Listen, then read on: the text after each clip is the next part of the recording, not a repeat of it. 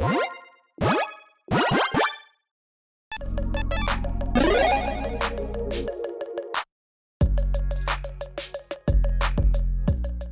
everyone, Mitch coming here for the Commander's Core Studio. Welcome to the show, and welcome to my little corner of the internet where I talk about Magic and interesting topics like, hey, what's the most popular kinds of decks out there right now in Commander? And within those, what are the most popular commanders? Because some of the answers actually might surprise you. Some things have been shaken up lately because of, well, certain commanders out there, specifically in one category where I was like, wait, how did that jump up to the top 10? So with all that said, let's jump into it.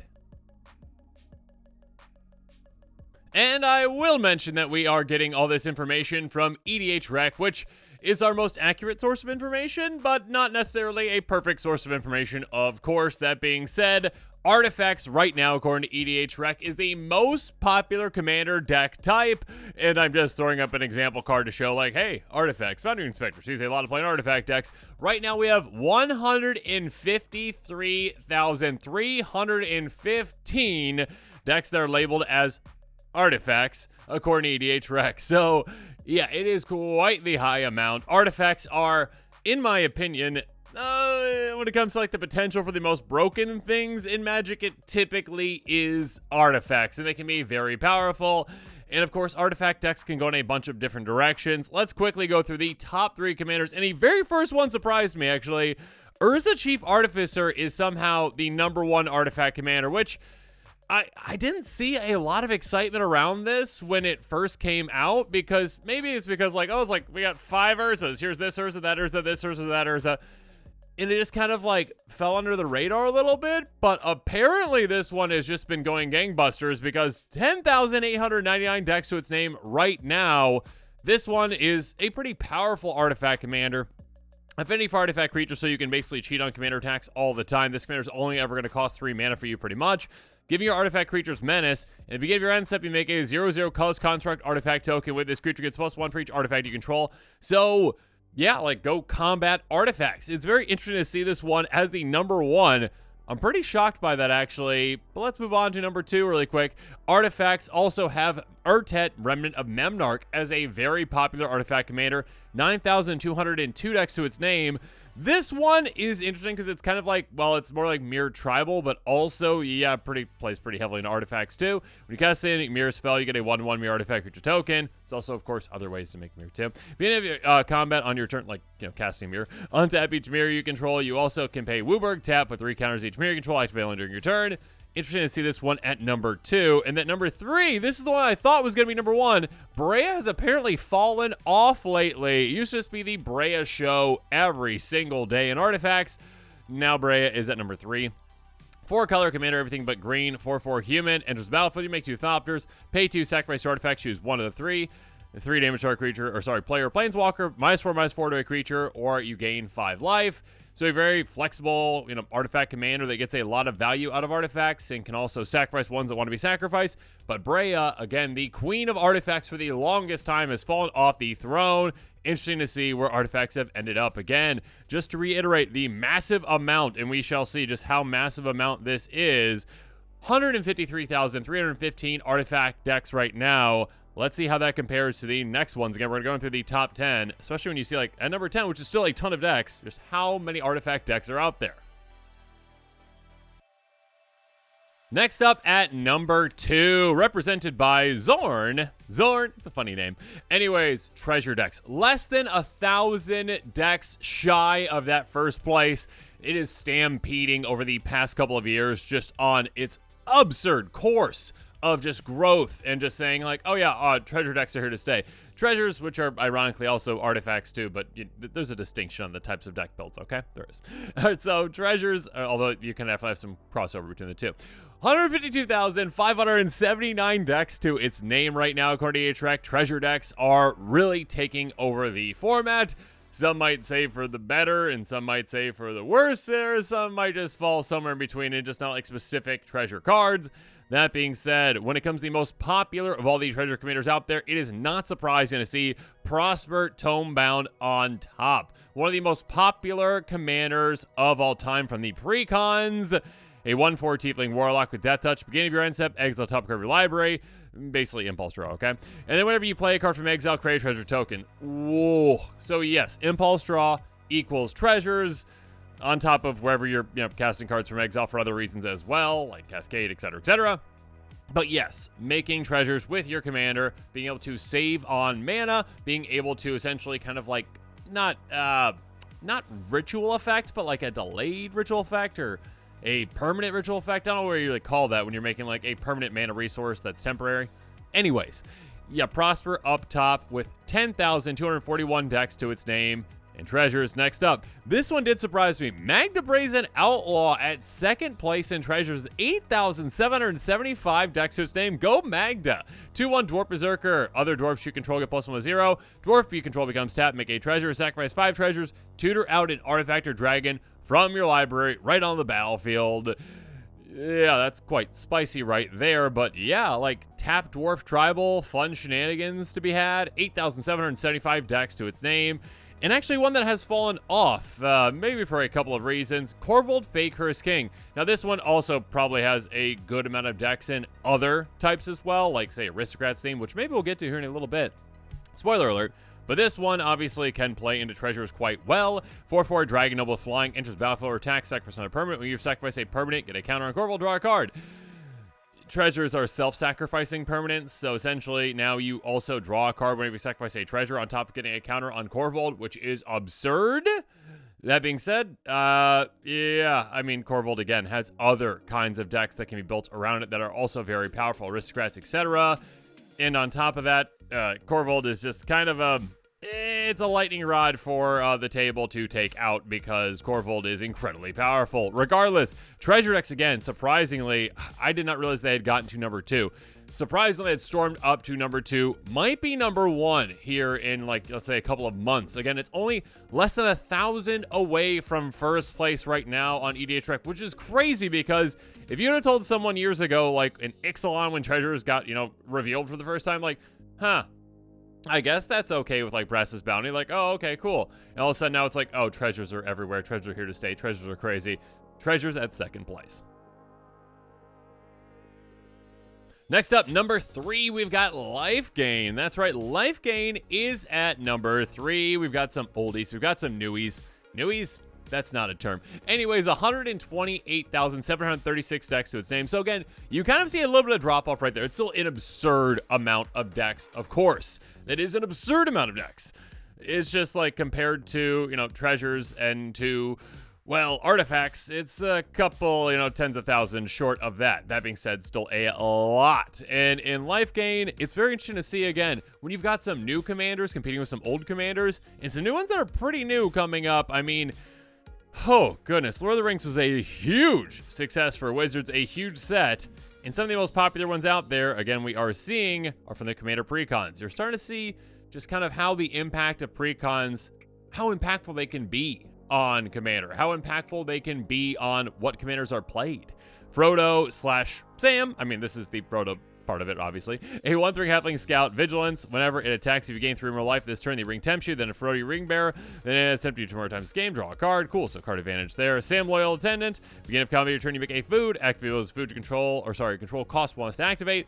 So they also work well to each other, obviously, kind of turning like Life Gain and food into some card draw too. So yeah, and some fun friend shenanigans with Sam and Frodo. 9,619 decks to its name. So maybe that shouldn't have been all that surprising where it's like kind of like the title character. I mean, sorry, Sam. I love you, Sam. And you're kind of like the real hero of it, because without you, Frodo would not have done all of that. Anyways, Frodo, yeah, kind of like the title character of Lord of the Rings in a way, essentially. Being the most popular, maybe not all that surprising, but to me, I was just shocked when I saw that number 1 Life Gain. One I actually expected right there was Oloro. Ageless Ascetic, which is definitely kind of like, it is an ageless card in Commander. It's like the original Eminence type effect. 4/5 Giant Soldier for 6 mana and Esper. At the beginning of your upkeep, you gain 2 life. Whenever you gain life, pay 1. If you do, draw a card. Each opponent loses 1 life. At the beginning of your upkeep, if Oloro is in your command zone, you gain 2 life. Basically, old Eminence, essentially. But yeah, this is just, hey, you get free life gain. You start off the game, you're like, oh, okay, cool. Upkeep 2 life. I'm winning. Yay! And your opponent's like, okay, you get free things. Good for you. And then you've got all these other life gain synergies. 8,054 decks to its name. Still, again, bested by Frodo and Sam. Friendship lives forever. Then there's also Liesa, Shroud of Dusk, which is ironic in my opinion, because it is technically a commander that does delve heavily into a lot of life gain strategies. A 5/5 angel for 5 mana, but it's also all about pain. Rather than pay 2 for each previous time you cast your commander for the command zones game, you pay 2 life that many times. Flying Lifelink, whenever a player casts a spell, they lose 2 life. Players do like cheating on mana costs when it comes to their commander. They don't like paying commander attacks, and the commanders that can get around that sometimes can be more popular because of that. But also, this punishes all players and says, everyone's losing life, including me. But obviously, this commander can gain you life itself, and of course, yeah, if you can stay ahead of your opponents on life by gaining a lot of life, you can stay way ahead of them. So 7,833 decks to its name. Again, it's interesting to see this one up there in life gain as well. Overall, again, a ton of decks to its name in life gain, 128,736. Good enough for third place, but still a far cry from first or second. Next up, one that I feel like was kind of at the top, or like right near the top for a long time, +1/+1 counter builds. They are currently at 101,648 decks to their name according to HREC. So again, another big drop off, like if my quick math is correct, like around 27,000, which is a lot. So again, you've got like this kind of top 2, you've got number 3 with a good drop between it, and then a good drop again to get to number 4. But still, +1 counter decks are here to stay. They keep getting more and more support. I mean, literally, if you just type in like on Scryfall, I guess like FO is how I do like full Oracle, and then parentheses, all right, well, colon, then parentheses, and in that parentheses, +1 counters, or just +1 counter, I should say. You're going to get a ton of results. You get an absurd amount of results. I think I looked up like budget cards for counters the other day, and it was like over 2,000 or 3,000 cards that mention them. So yeah, there's a lot of cards, including Corpse Check Menace, which is amazing. Doubles up your counters, which is lovely. Also, when it comes to, again, recent commanders that seem to be kind of making an impact, it's either like pre-con commanders or, I guess a pre-con commander that's also pushed, very pushed. Some might say overpowered, some might say broken. Shalai Halar, a 3/3 Angel Elf Flying and Vigilance for 4 mana in Naya. Whenever 1 or more counters are put on a creature you control, Shalai Halar deals that much damage to target opponent. Oof, gross, disgusting. Combos with a lot of things, like War Elemental, I think is one of them, or All We Want, or what. A lot of cards that just combo with it, essentially, and saying like, hey, you got a counter, I deal damage. Oh, you did damage, I get a counter. On top of that, though, even if you're not comboing with it, and you just, easily make an army in these colors because you're in colors that can make a ton of creature tokens, then you have like anything that can just get a counter on all your creatures, like, I don't know, Feldar Retreat. Like, oh, okay, cool, I played a land. All right, that's 10 damage. Oh, okay, I populated. Okay, cool. All right, play another land. Oh, that's 11 damage. Okay, I proliferated. That's another 11 damage. You have a lot of ways to go wide, a lot of ways to get counters on them, and yeah, take your opponents out, and you can combo too. One that is interesting, again, so this was 7,159 decks to its name. Next up, Atraxa, a decent actual drop right there. Atraxa is at 4,834 decks to its name. Atraxa is the most popular commander currently in Commander history at number 1. That being said, Atraxa's popularity is spread across a lot of different strategies. Atraxa can go poison, Atraxa can go counters, charge counters, can go super friends, etc. But yes, 4,834 decks to its name. 4/4, all the keywords, flying, vigilance, set, touch, lifelink, being rancid, proliferate. So of course, having a lot of proliferate effects can be great. Get counters on your things, make them larger. Atraxa itself can become a very heavy-hitting commander. One that did surprise me, and I love to see this one there, that was an oldie but a goodie. Skullbriar the Walking Grave is still one of the most popular counter commanders out there. 1/1 zombie elemental with haste for 2 mana in Golgari. Deals combat damage to a player, put a counter on it. Counters remain on Skullbriar as it moves to any zone other than player's hand or library. So yes, if you're putting it in the command zone, it keeps those counters, which is lovely when they are good counters. If they're not good counters, that's really bad. So like if this gets -1/-1 counters on it, it keeps those too. So keep that in mind. That being said, yeah, +1 counters can be great with this commander because it keeps them. It gets dealt with. Oh no, I'm going to replay for 4 mana now. It's coming into play. It's swinging right away for a lot of damage. Lots of fun to be had. This is one of those kind of this is one of those themes that actually just has an absurd amount of different commanders. It's kind of like spread apart on like, it's not like necessarily like top heavy when it's like this commander commands all of the decks essentially. No, it's not as top heavy as say some other ones out there. We'll get to here in a bit, especially one that really surprised me, but I love counters. It was actually my very first deck, which I built was Rishkar +1 counters. And I think that it's definitely going to be here to stay. It's just interesting to see it fall off a little bit compared to some other strategies. That being said, still 4th place is incredibly impressive. Congratulations, +1 counters. Next up, one that did surprise me is equipment. Holding strong up there, 89,163 decks to its name. Pure Steel Paladin. Find like a budget card, actually. I think the Vault version is actually less than $1. Enters the battlefield under your control equipment. You draw a card. Wow. Also, equipment you control have equipment 0 as long as you control 3 more artifacts. Gross. Really good card.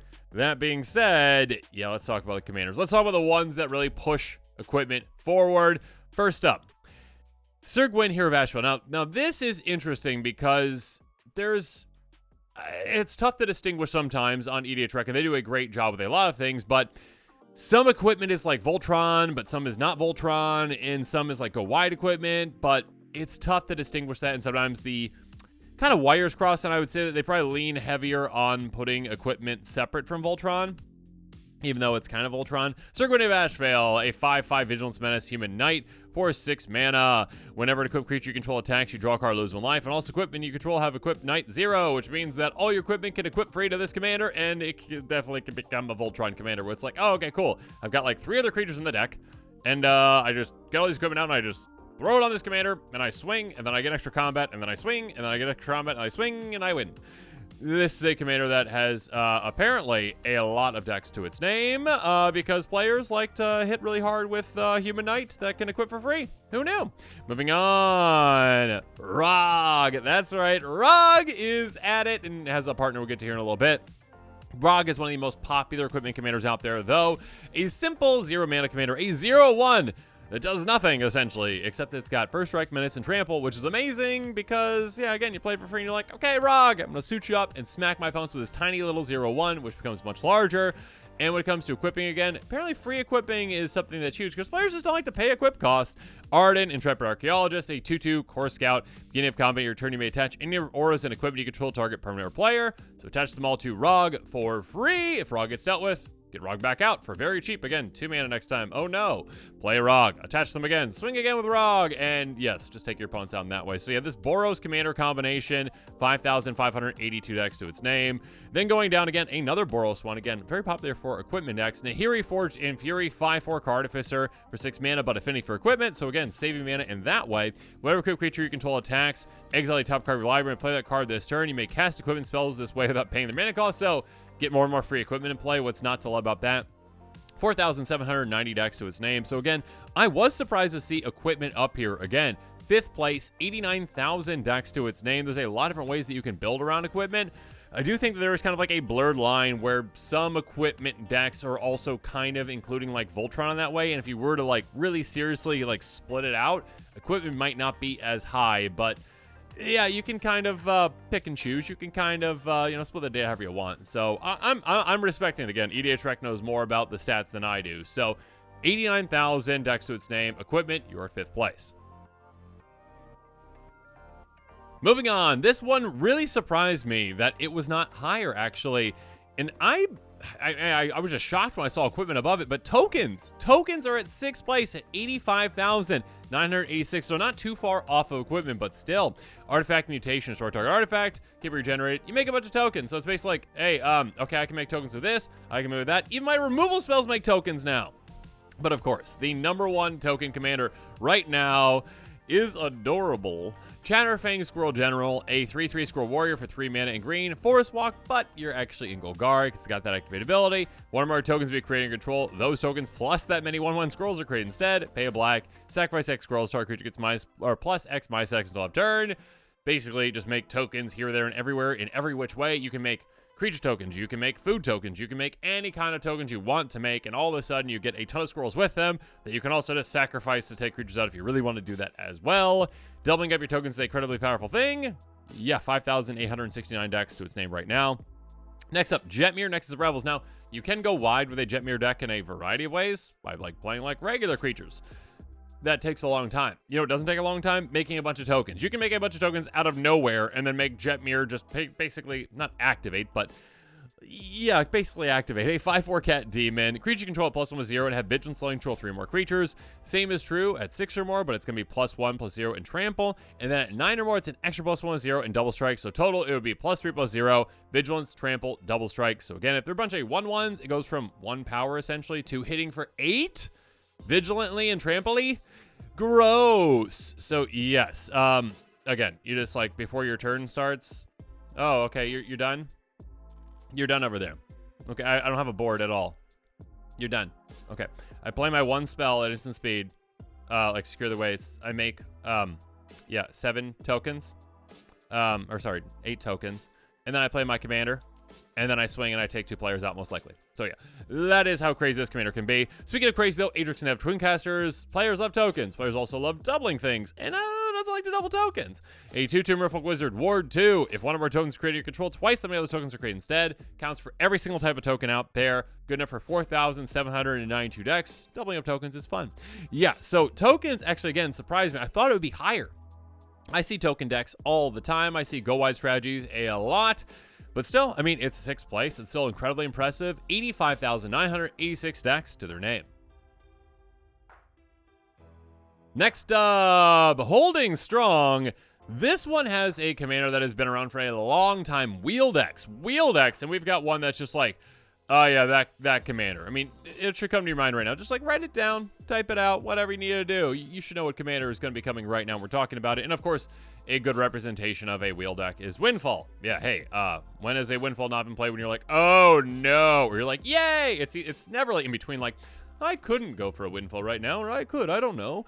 81,000, quite a bit more than that. 55 decks to its name, good up for 7th place. And of course, at number 1, you guessed it, most likely, Nekusar the Mind Razor, still around, still ruining some friendships potentially. 2/4 Zombie Wizard for 5 mana and Grixis. Beginning of each player's draw step, everyone gets an extra card. If that was all this said, be like, I'm a group hug commander, everyone. I'm just here to help. And then you keep reading, you're like, oh no, whenever opponent draws a card, 1 damage to that player. So like Underworld Dreams, but on a commander. Yeah, it's something where you're like, hey, I could just like play a bunch of like Howling Minds and that kind of thing, where I'm just like slowly giving everyone cards over time. Or I could just play like small draw spells where like you draw 2 cards, congratulations. And they're like, ow, no, 2, ha ha ha. But no, you're going to build a wheel deck around it where you're like, oh, okay, everyone discard their hand and draw 7. Ow, okay, that's 7 damage each. Okay, do that again. Ow, okay, well, here's a damage doubler. Okay, do it again. Ow, 14 damage. Yeah, that can go really, really quickly. 14,721 decks to its name for a wheel deck. Yeah, Nekusar, it's pretty specifically a wheel commander. There's other things you can do with it too, but mostly wheel. Next up, Shieldred the Apocalypse, $68. 6,702 decks to its name. 4/5 Death Touching, Phyrexian Praetor. Whenever you draw a card, you get 2 life. Good for you! And also, when an opponent draws a card, they lose 2 life. So basically, like, double Underworld Dreams. It is loss of life versus damage, but still, same thing, essentially. Yeah, hey, there's only so many wheels that you can utilize in this, but apparently there's enough that, yeah, EDH Rex like, yep, that's a wheel commander. There you go. And yeah, when you wheel, everyone's drawing, 4, 5, 7 usually, right? I mean, like, Windfall could be, like, less, but yeah, 7 typically. It's gonna be 14 life loss every single time. So, gross. And then finally, Xyrus the Writhing Storm, one that has the typical wheel colors of Izzet, 3/5 Snake Leviathan for 5 mana. Flying, whenever an opponent draws a card except the first one they draw on each of their draw steps, create a 1/1 green snake creature token. Whenever it deals counters to a player, you and that player each draw that many cards. So this one has like some card advantage built in for like you and that opponent, but also just, hey, you wheel, you make a ton of snakes. Good for you. And then probably pump the snakes, and then wheel again, and then wheel again, and then wheel again. Yeah, this is a teamer commander that can pack a punch. 5,291 decks to its name, but again, very top-heavy with Nekusar at the top for wheel strategies. That being said, of course, there are different commanders that can do it, but there's a giant gap between like the first and second. And Nekusar is pulling a lot of weight to get to that 7th place at 81,000 decks. Moving on, another one that I feel like must have fallen off recently, because I feel like this one was like 3rd or 4th place for a while. Aristocrat style strategies represented by Cruel Celebrant, of course. Hey, creatures dying, drain opponents. Yay, that's what they do. That's basically what Aristocrat strategy does. If you had to say like, what does Aristocrat strategy do? It'd be like, sacrifice creatures, drain opponents. Basically what they do. 78,000 decks to its name. Good enough for 8th place, to be specific. 78,123, according to currently, right when I'm recording right now. But, oh wait, someone just made another one, probably, and then you just add another one. But yes, we have a lot of commanders. Again, think to yourself right now what the #1 Aristocrat style commander is, and you're probably right. It is still Teysa. Teysa had a tough job to take over the top spot initially, because there was another one that we'll get to here in a little bit that was definitely on top for the longest time for Aristocrat style. And now you got Teysa just not giving up that first place. 11,000 decks to its name. 2/4 Human Advisor. If a creature dying causes a triggered ability of a permanent control to trigger, that ability triggers additional time. Creature tokens you control Vigilance Lifelink, because it needed that too. Did not. But yeah, that first part is, hey, double up all the juicy sacrifice effects that you have, essentially, or death triggers, I should say, more so. Yeah, the 3 factors of an Aristocrat style deck typically are sacrifice outlet, payoff, and fodder. And this says, hey, let's double up the value that you're getting when you're sacrificing things. So yeah, Teysa is huge. Next up, Marin of Glen-Eltoth was on top for the longest time. Got knocked off by Teysa, but still a lot of decks. 7,864 decks. Creatures you control die. You get experience counters. You get your end step. You get a creature in your graveyard. If it's smaller than experience counters, back to your hand. If not, right back into play. So yeah, reanimating creatures, that can be absolutely massive. Sacrificing them for value. What's not to love about that? And also another one that is crazy good for an uncommon commander, Shirai Shizo's Caretaker. 3,640 decks to its name. So again, very top-heavy Aristocrats apparently. 2/2 Spirit. Whenever a creature with power 1 or less put in a grave from the battlefield, you may return it from the battlefield back to the end step of Shirai Shizo's Caretaker. It's on the battlefield. I just combined that apparently. But yes, being able to just sacrifice your tiny creatures, get them back. Sacrifice tiny creatures, get them back. Sacrifice tiny creatures, get them back every single turn. That is absolutely huge. Aristocrat style decks again. I definitely had a Teysa deck myself a while ago, and it was very powerful. Aristocrat style decks can do a lot of things. It keeps getting more and more support these days. Yeah, I'm surprised to see it at 8th place. I mean, not that I'm surprised to see it on the list. I'm surprised it's not higher on the list. But yeah, some other strategies are just taking over right now in Commander, but Aristocrats are still staying strong. 78,123 decks to their names.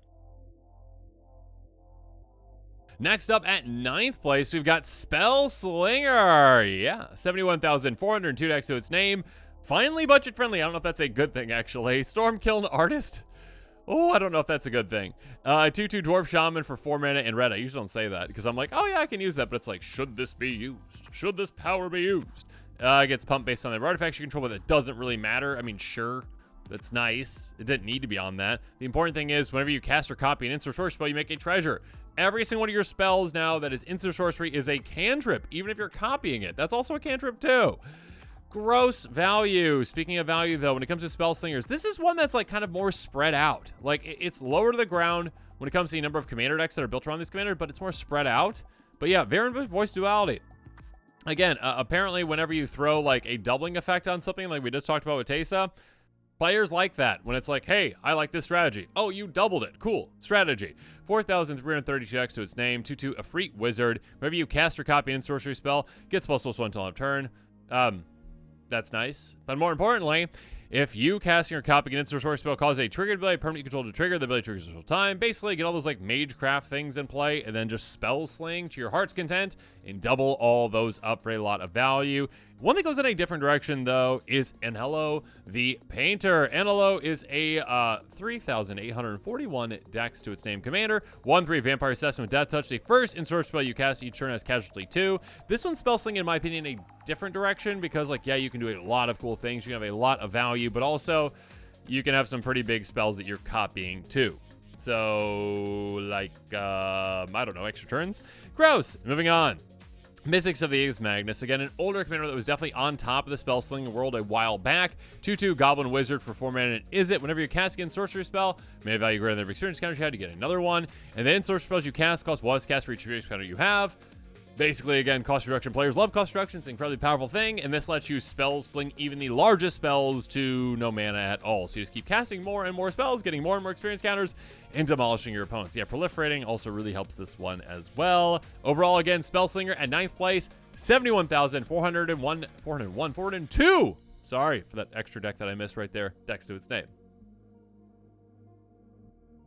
But the one that made this list comes in at 10th place, and it shocked me because Not too long ago, this was not on the radar at all. Auras were not on the radar at all when it came to the ones. If you open up EDH Rec, you clicked on themes, and you're like, what's popular right now? Auras are way down there because auras historically have been a bit of a weaker type of permanent type because it's a 2-for-1. You throw it on a creature, that creature gets dealt with, you're out of, that creature and the card that you played on it. It's a risky proposition versus like equipment. The equipment stick around. You're like, oh no, the creature died.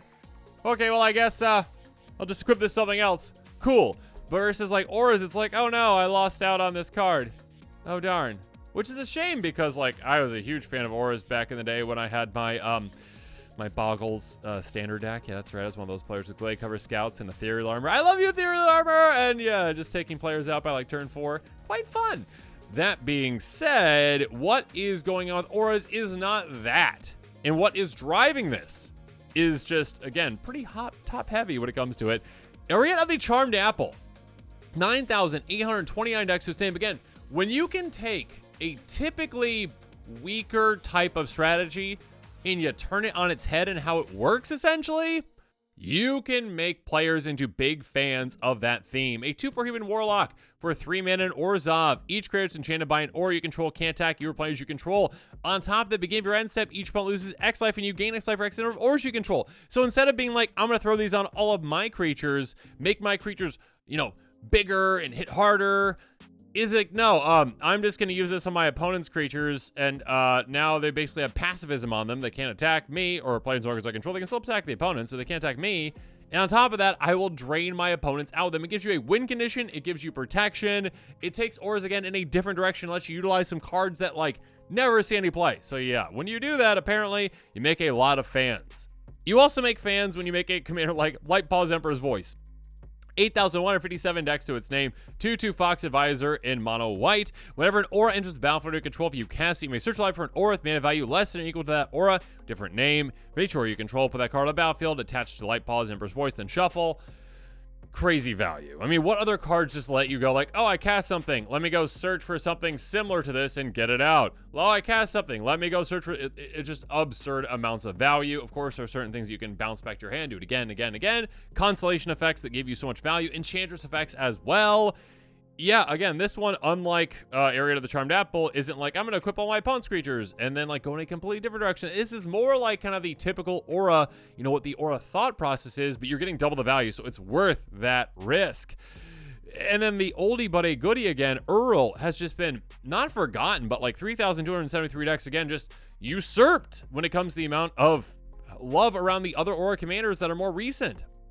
5/5 Hexproof Beast for 5 mana and Naya, +2/+2 for each aura attachment. So again, this one worked against, the downside to auras where it's like, okay, I'm not going to protect the auras. I'm not going to give you value for the auras except for, pumping this, but I will be protected myself with that Hexproof. So hopefully I'm hard to deal with and I can stay around so you're not losing on those auras too. That being said, yeah, the other strategies around auras, the extra value with Light Paws, the absurd amounts of, control and drain with Ariette of the Charmed Apple, it just has gotten, taken over. So yeah, I was so surprised to see auras up here again in 10th place. 71,007 decks to its name. Again, when you take a certain theme in a different, unique, new direction, players respond to that and players get excited about it. But now as this episode is coming to a close, it's time for me to hear from you in the comments below. What is your favorite theme right now? How are you inspired by any of these themes right now to go out and build around any of these commanders? Or you're like, you know what, I'm going to go find the least popular theme out there in EDH Rec and go build a deck around that and then take out my opponents. Let me know if you do that and let me know if it works. So yeah, in the comments below, let me know. And of course, as always, thanks again and have a good one. This show and episodes like this one are possible thanks to viewers like you. If you're looking for an easy way to help support this show, make sure that you like, share, and subscribe. Also, hit that bell notification icon so you don't miss any new episodes. You can also go check out our playmats and other merchandise at thecommandersquarters.com. We also have a ton of brand new t-shirt designs in stock, so make sure you check out those as well. Another easy way to support this show is with our TCG Player affiliate links. So whether you're buying a deck or individual cards, you can use this general link right here or one in the description. And the final way that you can support this show is by supporting us directly by becoming a patron. There are many benefits to being a patron, and I truly couldn't do this without all of their support.